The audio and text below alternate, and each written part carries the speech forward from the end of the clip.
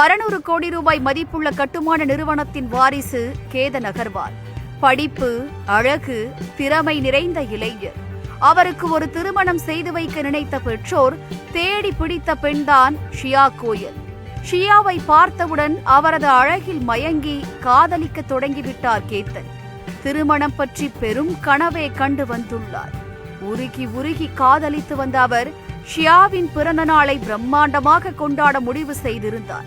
இந்நிலையில் தனது பிறந்த நாளை புனே அருகே உள்ள சத்ரபதி சிவாஜியின் லோகாகாட் கோட்டையில் வைத்து கொண்டாட வேண்டும் என வருங்கால கணவர் கேத்தனுக்கு அன்பு கட்டளை போட்டுள்ளார் ஷியா.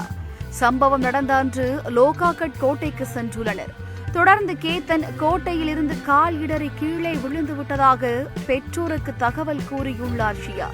பதறிப்போன கேத்தன் மற்றும் ஷியாவின் பெற்றோர் சம்பவ இடத்திற்கு சென்றுள்ளனர். சில மணி நேரம் தேடிய நிலையில் 300 அடி பள்ளத்தில் கேத்தனின் இறந்த உடல் மட்டுமே மீட்கப்பட்டது. இச்சம்பவம் கேத்தனின் பெற்றோரை நிலைகுலைய செய்தது. காரணம், வரும் நவம்பர் மாதம் தங்களது மகனுக்கு உதய்பூரில் உள்ள கோட்டையில் வைத்து பிரம்மாண்ட திருமணத்திற்கு அவர்கள் ஏற்பாடு செய்திருந்தனர். இதற்காக உதய்பூர் கோட்டைக்கு வாடகையாக 17 கோடி ரூபாய் செலுத்தி இருந்தனர். இந்த விவகாரம் குறித்த வழக்கு பதிவு செய்து காவல்துறை விசாரித்து வந்த நிலையில் மணப்பெண் ஷியா கோயலின் வாக்குமூலங்கள், நடவடிக்கைகளில் போலீசாருக்கு சந்தேகம் எழுந்தது. பிடியை இறுக்கினர் போலீசார். அடுத்தடுத்து நடைபெற்ற கிடுக்குப்பிடி விசாரணையில் உண்மை வெளிவந்தது.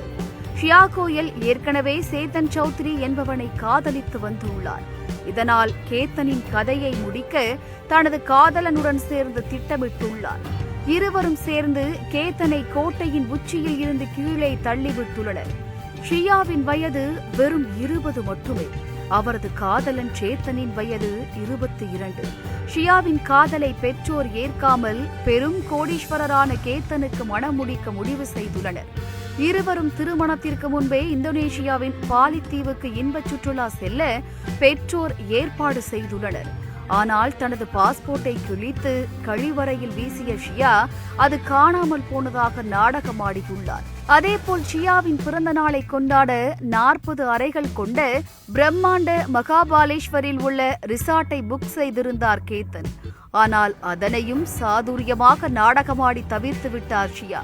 ஒரு கட்டத்தில் காதலனுடன் சேர வேண்டுமென்றால் கேத்தனை தீர்த்து கட்டியே ஆக வேண்டும் என்ற முடிவுக்கு வந்த ஷியா கோயல் ப்ரீ வெட்டிங் போட்டோஷூட் நடத்த லோகாகட் கோட்டைக்கு சென்று லொகேஷன் பார்க்க வேண்டும் என அழைத்துச் சென்று கீழே தள்ளிவிட முயற்சித்து உள்ளார். முதல் முறை திட்டம் தோல்வியடைந்துள்ளது.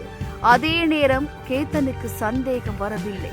இதனால் கடந்த 19ஆம் தேதி 2வது முறையாக அழைத்துச் சென்று தனது காதலனுடன் சேர்ந்து கதையை முடித்துள்ளார் இளம்பெண் ஷியா கோயல்.